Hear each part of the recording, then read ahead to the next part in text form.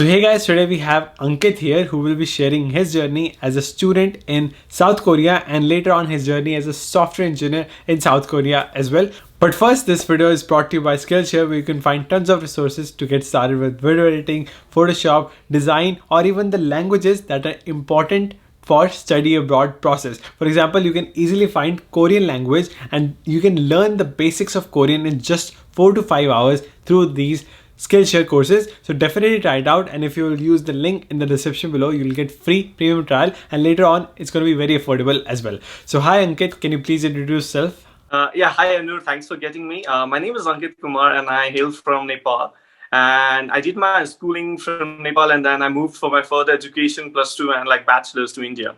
So I did my bachelor's BTech in computer science and engineering in Bhubaneswar, so from Kalinga Institute of Industrial Technology, KIT.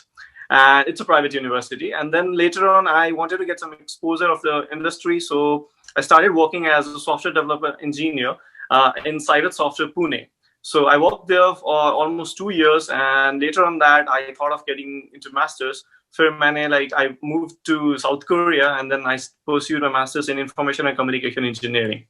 Wow. And I recently graduated in like August 2020. क्या बात है.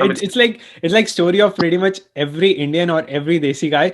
First like engineering computer science में, फिर उसके बाद plan for masters. तो आपने कितना experience लिया after your undergrad in India? So my experience was almost like 2 years. It's like 1.8 years. So including the internship period, like the probation period, it's almost 2 years. As a software engineer, right? Awesome. So why you were intrigued by studying in South Korea over any other country like US? Because software engineering के लिए the scope is maximum in US if you compare with any other country. Then why South Korea?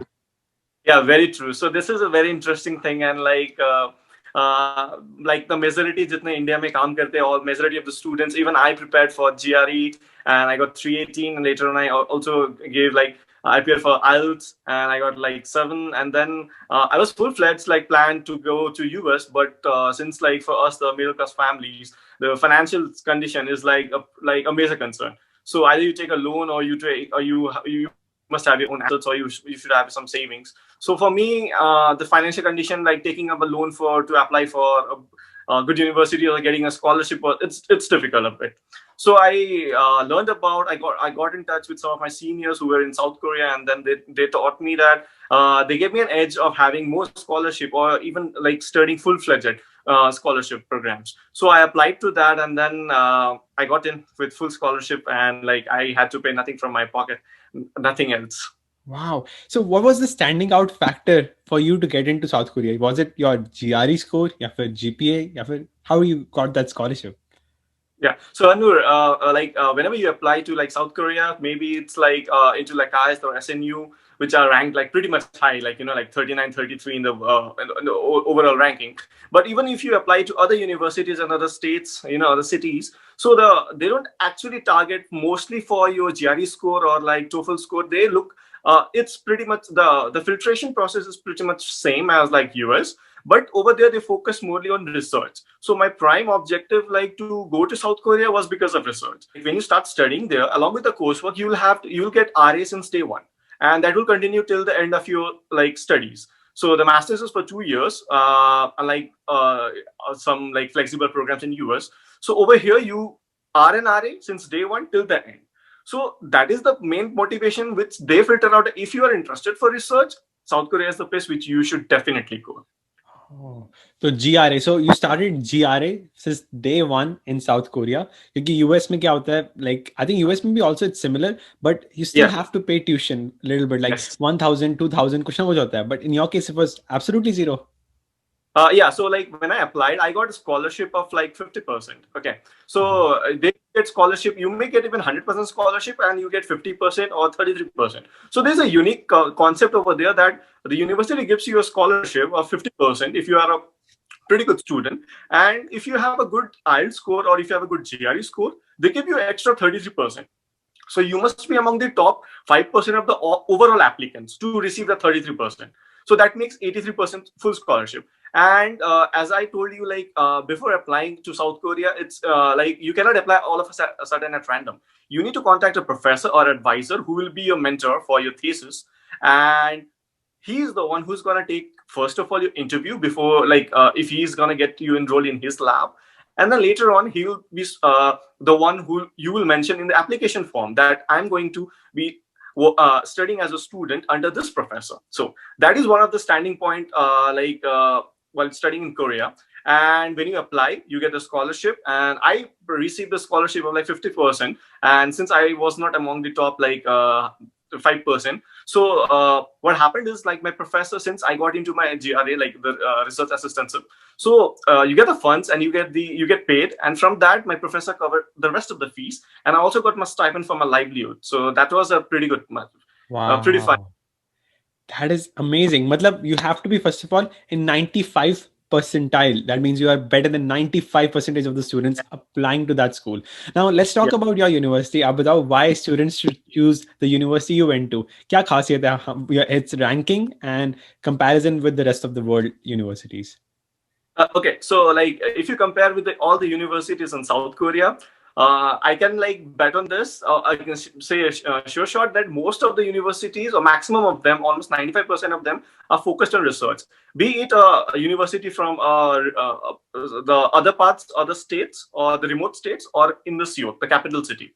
So if you talk about the two major universities in South Korea, which have emerged in the top 40 ranking in the world, there are the KAIST, the Korean Institute of Science and Technology, and Seoul National University, SNU. Okay, so these two are pretty tough to get in, as like the IVs. You can consider them as, like, they're pretty much hard to get converted. So you need a very strong background of the research in your CV, in your application. Whereas the other universities, they also look into these profiles, but they are less considerate about the extensive research. Okay, in your application. What I meant is. Oh. And regarding considering my university, like, I studied from Chosun University. It is located in the southern part of the South Korea. That's Gwangju City, and it's actually one of the oldest university. It's a private university, and maximum people actually, like, climate is definitely a factor out over there in, like, most of the countries, especially if you go to Canada or like US sometimes, like. And over here, like, the city was good, and I got the, like, when I shortlisted some of the universities based on my profile, I could figure out, like, Chosun University to be one of the major fit. So I applied on that, like, so I got in. Wow, that's amazing. Now, what about the language barrier? When we consider any, like, country jahan pe English is not the first language, then did you face any language barrier? Was the education provided to you in English? Yes, that's a very prime question. Like, if you're studying in a foreign land with the language is, like, totally unknown. If that. So the Korean is, like, the official language of Korea. So yes, English is taught. In capital city, there are mostly the foreigners, so English is, like, pretty much prevalent everywhere. But the coursework is definitely in English. The professors definitely will communicate in English. Only the hurdle, or you can say the obstacle, is, like, in the local markets where you would interact with the people, or you go to shops or something, to buy stuffs. Only those places, like, you get some hindrance. Else, like, you need, and the most important thing is they teach you, like, a Korean class for us in the first semester itself. So that gives you, and that's the basic level class. Okay, that's the level 1. So that is, like, you can easily interact or get to know the words or the grammar, so that it's, like, you can survive it if you are targeting for a smaller period of time to stay in Korea. So that's pretty, like, good enough. And language is a barrier, but getting to know, like, talking with the foreign, like, the Korean people, they are more indulged in interacting with the foreigners. So my experience was, rather than speaking more of Korean, I had to speak more of English, so that they could learn English from us. So that was, like, the amazing thing. Oh, so it wasn't a struggle. So would you recommend students to learn Korean before coming to South Korea or no? Yeah, it's like, if you learn Korean, that's pretty good for you. And if you don't even, then the university would definitely give you a training on the language in the first semester itself, and that would be pretty beneficial for you. Awesome, awesome. That's amazing. And let's talk about the other benefits. So आपने बताया कि, like, for GRA, like, your tuition was covered, but what are the salaries? Like, part time हो गया, full time हो गया. Is it comparative with other countries? Yes. So, like, for the GRA role, it's same as the US. So the stipend which you receive is, like, almost similar. And whereas if you compare for the part-time roles, that's like, if you work outside the university, not inside. Okay. So Those roles are like UK paid, like if I convert in like US dollars, it's like $7 per hour or $8 per hour for the part-time job, and you can walk over there. Okay. And full time में मतलब जब आप software engineer बनते हो in South Korea, what's the full time salary over there? So like yeah, like although South Korea is like a first world nation, but it's like economy is not less as compared to US, like Canada. So over here, if you get into like a big giants like Samsung or LG, so you'll start up with like 50,000 or $55,000 per year. So that's like the start, and like, you may even like you can say like it starts with like 45 or something. But as long as the experience goes, like you'll end up like getting good, and that's like pretty much compared to the living standard over here in the Korea, it's like a pretty good salary. Oh, because like जो $1 में आप US में अगर आप इतना खर्च कर सकते हो in South Korea you can spend more uh Yeah. from the same dollar because the value is Yes. bigger. So yeah, even though Yeah. the salary is less, but in terms, I think the standard of living should be similar too, right? Because it's first Yeah. world country. Yep. Yeah. Another important question would be, जैसे कि like once you became a software engineer in South Korea, so how much years of work permit you get, and how long can you stay in South Korea, like maybe PR etc. PR मिल जाती है कि नहीं? Okay, so like for the work permit, your firm should have like give you a confirmation regarding that. They should sponsor that first of all, and you get a work permit like depending upon your nationality, you get a work permit even for a year or even for 2 years. Okay, at most at once, and that you can renew that actually based on your like like the company's contract or something.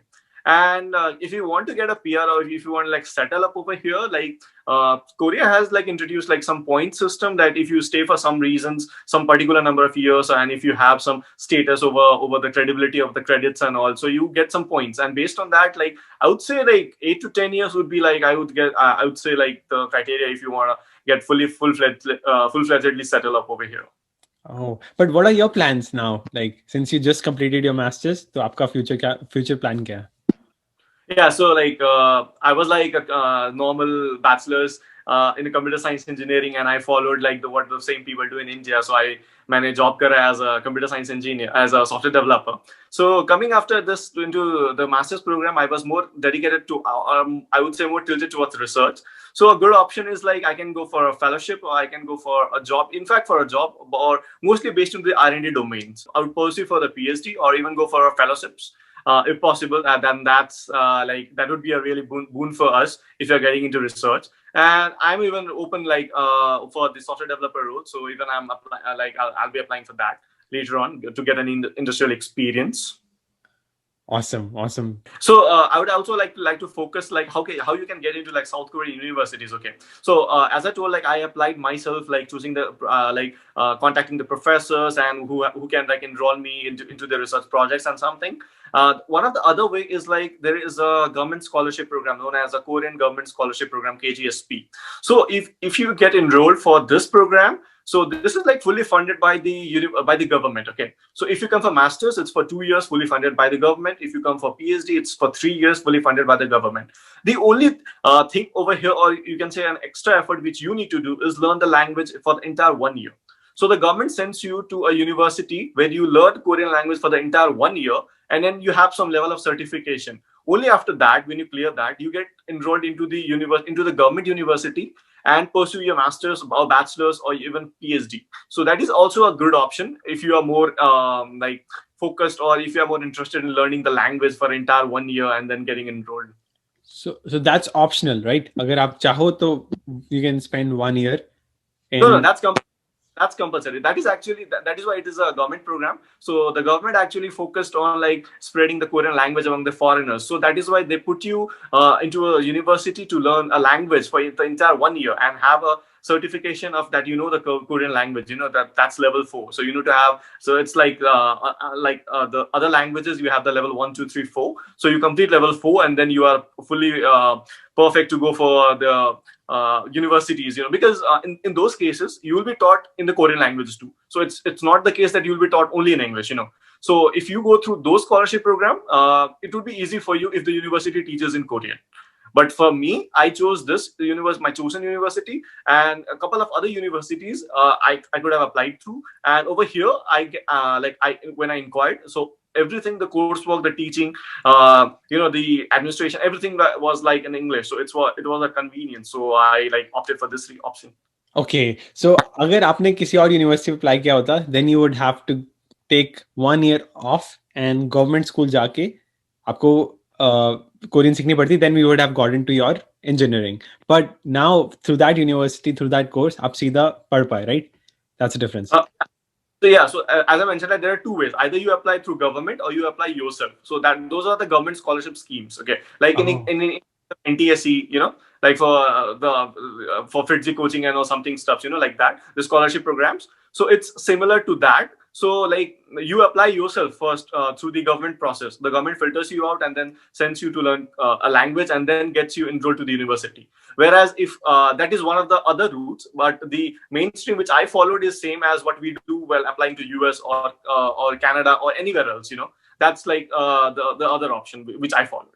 Got it, got it. So both the ways are convenient, but अगर आपको एक साल बचाना है to not to learn the language, then you can choose the way he chose, right? You chose. Perfect. Any final tips you want to give out to students before applying to South Korea? या फिर कि GRE अगर optional है तो देना चाहिए कि नहीं चाहिए? Yeah, so GRE is actually an optional thing over here. When you come over here, they only can opt you for based on your IELTS score. They don't take TOEFL score, just IELTS. And what more thing I would suggest is like for the students, because a lot of students ask me, like I chose a different route rather than going to the US or Canada or even to Europe. I chose a different route, and it proved out to be very boon for me for building up my career in research. I was researching, working in the field of standardization of codecs, so I have a lot of research papers on that, standardization papers on that. I got to visit a lot in Europe. I got to visit 4 countries in Europe for my conferences, free of cost, full funding. So there are a lot of perks, everything out over there. But what I would suggest for the students who want to focus to come to South Korea is have some research background in your profile. If you have some paper, even conference paper, a good conference paper or journal paper would be a best one. So if you have a more edge for the research, you should definitely go for South Korea. Perfect. So thank you so much, Ankit, for sharing your valuable information. This video will help a lot of prospective students to study in South Korea as well. Yeah, sure. I hope so. I hope you. a lot of edge for that. Sure. Awesome. Thank you.